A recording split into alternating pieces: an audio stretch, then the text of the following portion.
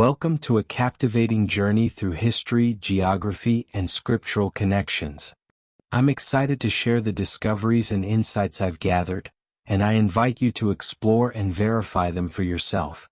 While examining ancient maps and diving into various podcasts and channels, I came across some fascinating place names that piqued my interest.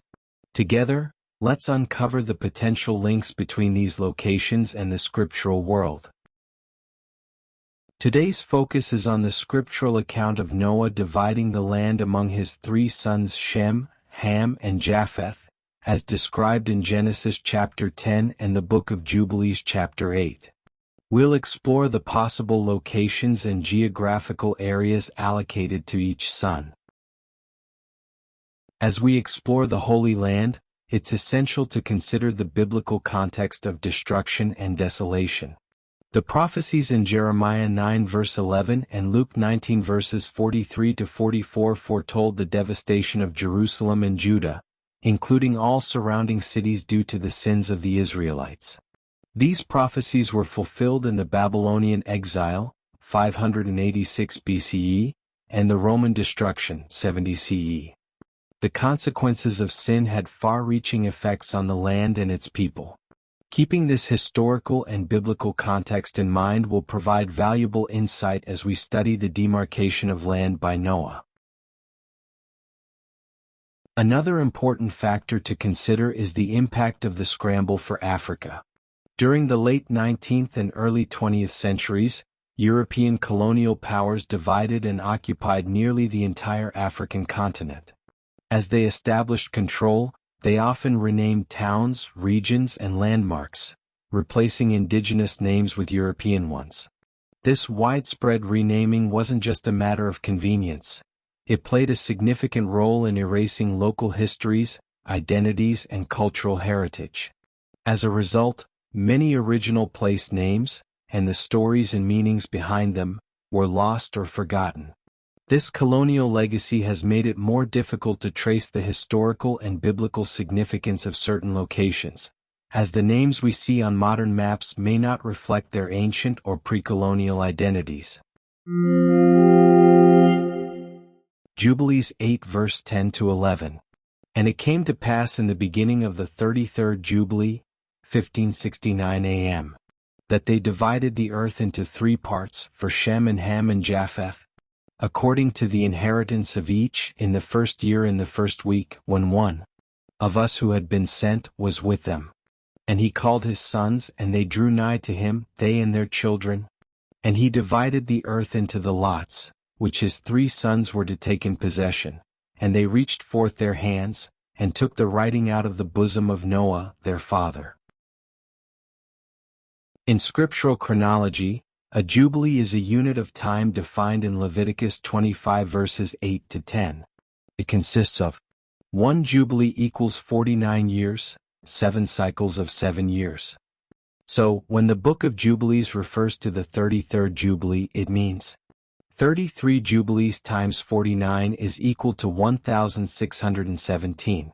This is 1,617 years after creation, Anno Mundi or AM. Shem's inheritance. Jubilees chapter 8 verses 12 to 21. And there came forth on the writing as Shem's lot the middle of the earth, from the middle of the mountain range of Rapha, from the mouth of the water from the river Tina, till it reaches the water of the abysses, into the great sea. The scriptural location is in Africa. The river Tina is Jordan River. Mount Rapha is Mount Abarim. The Great Sea is Atlantic Ocean. Do not forget that black history was stolen. What colonizers did, they stole black identity and history by renaming and branding places. The placeholder names for Jordan are Orange, Tina, Mobile, Umzimvubu, Senkinyan, and Kinaira. Verse 13. And it extends till it reaches Carasso. This is in the bosom of the tongue, which looks towards the south. Tice area in the Sea of Galilee, it is shaped like a tongue. The true location of the scriptural Sea of Galilee is in Namibia, southwest Africa. Shem's portion extends from the Great Sea in the west to the Garden of Eden in the east, and from the river Gihon in the south to the mountain Rapha and the river Tina in the north. The portion includes the region of Eden, the Jordan Valley, associated with the river Gihon, and extends to the east of the mountain Rapha. This portion is considered blessed and holy, with connections to sacred places like the Garden of Eden, Mount Sinai, and Mount Zion. The Holy of Holies, the center of the desert and the navel of the earth. Shem's portion is described as being particularly blessed and expansive. The land and its contents are considered to be of high quality and desirable. The divine blessing and favor bestowed upon Shem and his descendants. The blessing is said to extend to Shem's generations forever, indicating a lasting legacy. And in verse 18, nor he rejoiced, because he knew Shem had a very good portion of land. In verse 19 it reads, and he knew that the Garden of Eden is the Holy of Holies, and the dwelling of the Lord, and Mount Sinai, the center of the desert, and Mount Zion, the center of the navel of the earth. These three were created as holy places, facing each other. Ham's inheritance. The book of Jubilees chapter 8 verse 22. And for Ham came forth the second portion, beyond the Gihon towards the south to the right of the garden, and it extends towards the south, and it extends to all the mountains of fire, and it extends towards the west to the sea of Adel, and it extends towards the west till it reaches the sea of Mayuke, into which everything which is not destroyed descends. Verse 23, and it goes forth towards the north to the limits of Gader, and it goes forth to the coast of the waters of the sea to the waters of the great sea till it draws near to the river Gihon, and goes along the river Gihon till it reaches the right of the Garden of Eden. Verse 24. And this is the land which came forth for Ham as the portion which he was to occupy forever for himself and his sons unto their generations forever.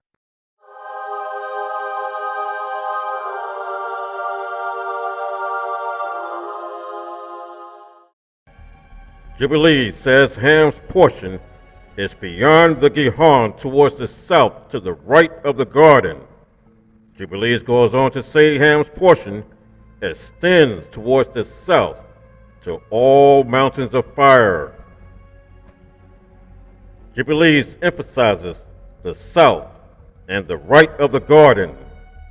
Jubilees places emphasis on these two sites as the location of Ham's portion of land. This location is the southeast side of Africa, and within this location are several mountains of fire. Mountains of fire are volcanoes. In the southeast side of Africa, there are several volcanic mountains, and they are located in the Lesotho area, and today they are called the Drakensberg Mountains. Jubilee says the land of Ham extends to the west to the Sea of Atel, then it extends west to the Sea Mauk. The Sea of Atel is located above Windhoek in Namibia in the city Okahanja. West of the Sea of Atel is the sea that is called Mauk. This sea is located approximately 28 miles west of Atel. Jubilees 8 verse 25 to 30. And for Japheth came forth the third portion beyond the river Tina to the north of the outflow of its waters, and it extends northeasterly to the whole region of Gog, and to all the country east thereof. And it extends northerly to the north, and it extends to the mountains of Kelt towards the north, and towards the sea of Mayuke, and it goes forth to the east of Gader as far as the region of the waters of the sea. And it extends until it approaches the west of Farah, and it returns towards Apharag, and it extends easterly to the waters of the sea of Mead.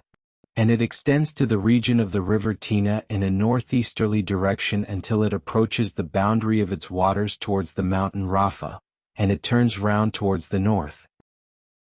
This is the land which came forth for Japheth and his sons as the portion of his inheritance which he should possess for himself and his sons, for their generations forever. 5 great islands and a great land in the north.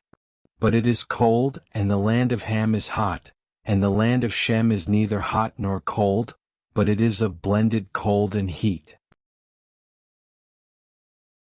The mountains of Kilt. This is the Taurus mountain.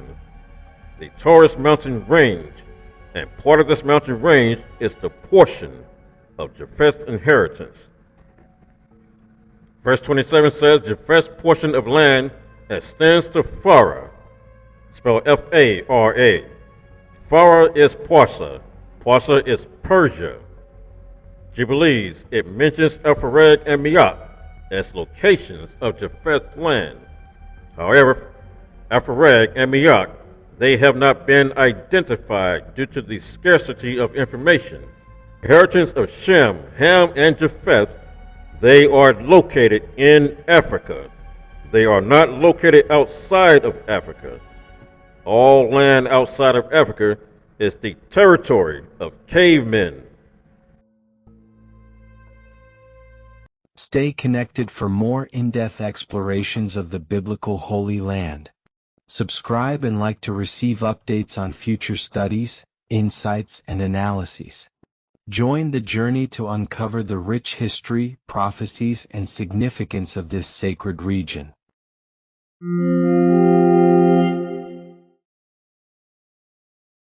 Thank you to Jerusalem Script channel for providing well-researched insights.